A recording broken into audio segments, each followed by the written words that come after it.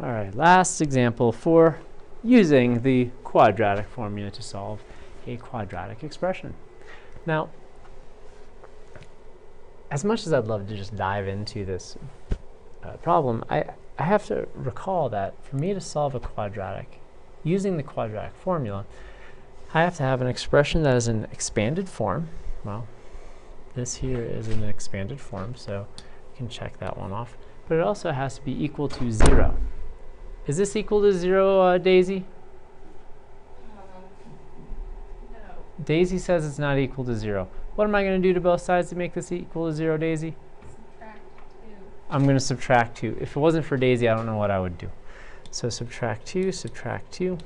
So I get 3x squared plus 8x minus 2 is equal to 0. Now I'm ready. Let's giddy up. We have our a value, our b value, and our c value, as we've established throughout the other problems. And let's go ahead and use our quadratic formula. So we have negative, our b value is 8, plus or minus the square root of b squared minus 4 times my a value, which is 3, times my c value, which is negative 2. And that's all over 2a. I almost wrote a. So negative 8, well, that doesn't really change a whole lot. So we have negative 8 plus or minus, we have the square root of 64 minus, what's negative 4 times 3 times negative 2? Well, negative 4 times 3 is negative 12. Negative 12 times negative 2 is positive 24. All over 6. So now, what we need to combine are similar terms here. 64 plus 24 is going to be 88. So we have 8, negative 8, plus or minus the square root of 88 all over 6. So then we need to get my simplest radical form answer. The square root of 88 can be broken apart into square root of 4 times square root of 22. Square root of 4 is just 2. Can't do anything with that 22. So in simplest radical form, we have negative 8 plus or minus the square root of, or 2 times the square root of 22 divided by 6. But you're going to tell me, and rightly so, that 2, 8, and 6 all share a factor of 2.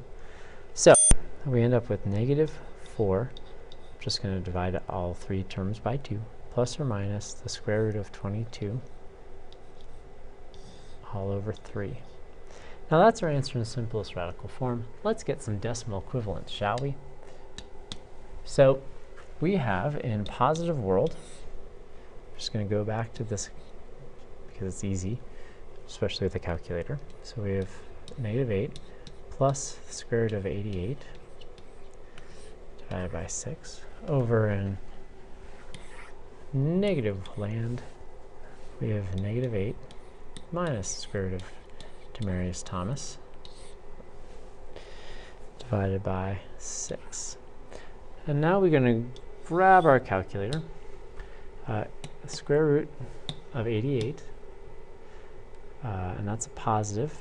We're combining it with a negative, so minus 8 divided by 6, and I get 0.230 rounded to the nearest tenth.